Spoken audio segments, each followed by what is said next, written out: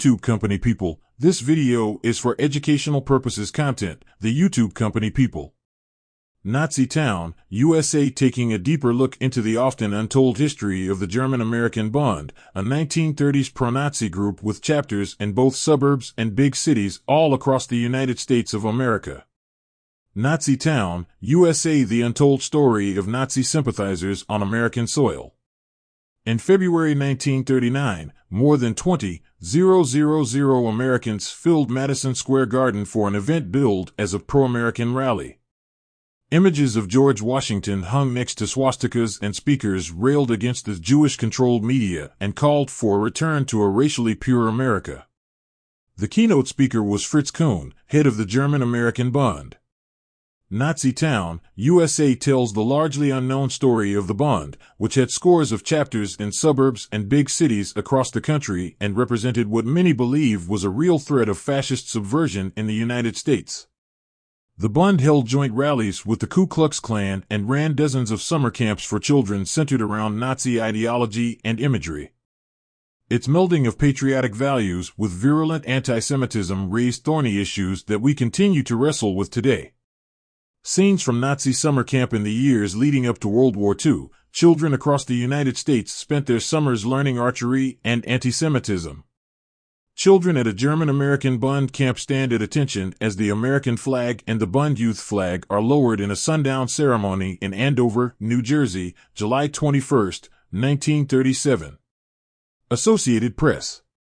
Camp Will Macht, Will and Might, came first in 1934 and was joined in New Jersey by Camp Nordland in Andover and Camp Bergwald in Bloomingdale. In Wisconsin, Camp Hindenburg claimed ground along the banks of the Milwaukee River, and children left their homes for Camp Siegfried in Long Island, the Deutschhorst Country Club in Pennsylvania, and Sutter Camp in Los Angeles, California. Photographs and footage from the 1930s document those children pitching tents, cooking baked beans, hiking, and singing songs.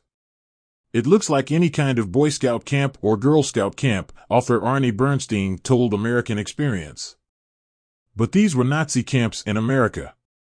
The camps were owned and operated by the German-American Bund, a pro-Nazi organization formed by U.S. citizens of German descent in the years leading up to World War II. With scores of chapters and thousands of members across the country, the Bund promulgated an anti-Semitic, isolationist agenda that sought to establish Nazi ideology in the new homeland.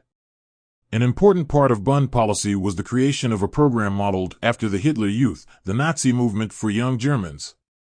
Bund parents enrolled children as young as 6 into the Jungvolk, which at age 14 split into the Jugendschaft for boys and Mädchenschaft for girls. The Bund camps became the main site for their indoctrination. Most of the camps were located in New Jersey, New York, and Pennsylvania, but others sprouted up in locations like Michigan, Illinois, Wisconsin, and California, with an estimated 15 to 25 camps distributed across the country, most in communities with a large German diaspora. Campers were dressed in uniforms featuring the Hitler Youth's lightning bolt insignia, adorned with swastika pins, and given knives inscribed with the phrase Blut und Ehre, or blood and honor. Daily activities also took on militaristic tones, including target practice and the Sieg Heil salute. The Bund also published a German-language magazine for its youth members, first called Jungsturm and then Junges Volk, whose pages featured campers' accounts and photo spreads dedicated to selective parts of the camp experience.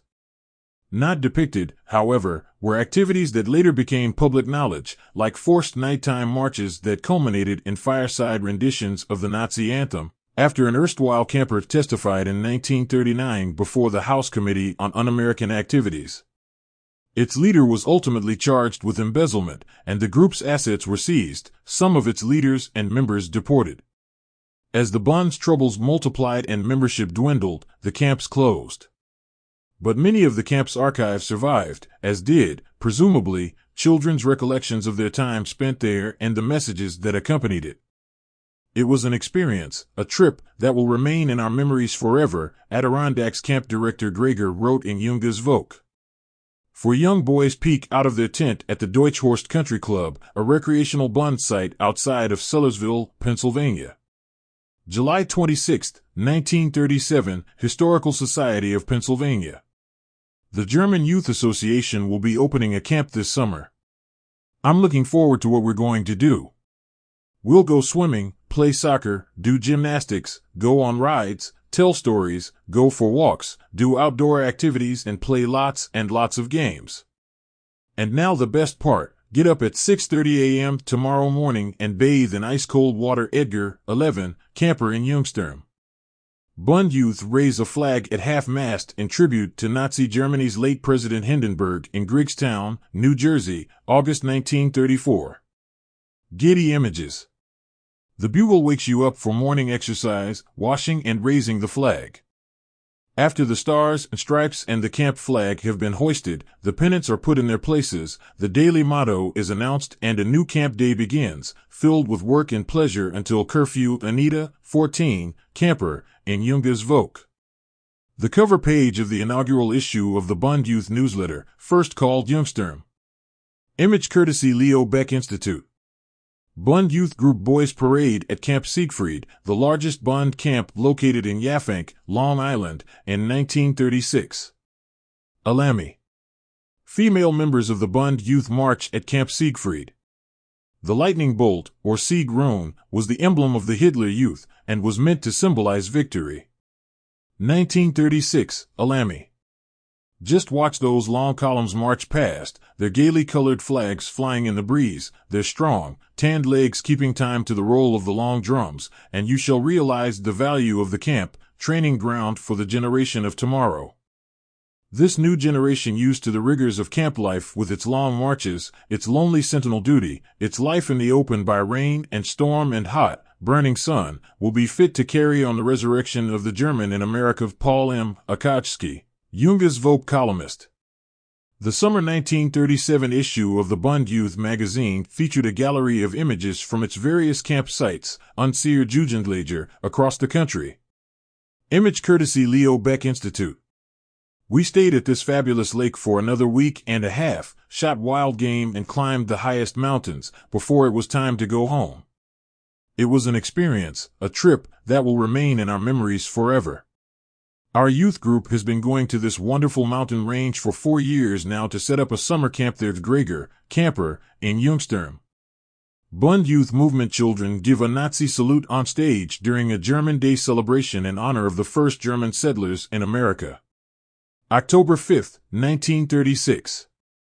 Anthony Potter Collection. Getty Images. We look with heartfelt reverence and sincere trust to the great leader of our old homeland, with the wish that God bless his new work. We are aware of our responsibility as German-American youth and will do our part to ensure that the new spirit of our times will once again become a force for the renewed health of our people. Rise up, Erna, camper, in Jungsturm. This is our main goal, to create a large community of American German youth, where all boys and girls who are of German blood pass through our youth movement. We want to ensure that the German race of the American people will be healthier and stronger, and from which the leaders of the nation will emerge. Junges Volk editorial, summer 1937. This image was part of Bund records seized by the Department of Treasury in 1942 in its investigation of the group's finances. National Archives and Records Administration. Next, my brothers and sisters, here is a link video talking about the Nazi town in America. If you like this video, please subscribe to my YouTube channel and other social media platforms to My Brothers and Sisters.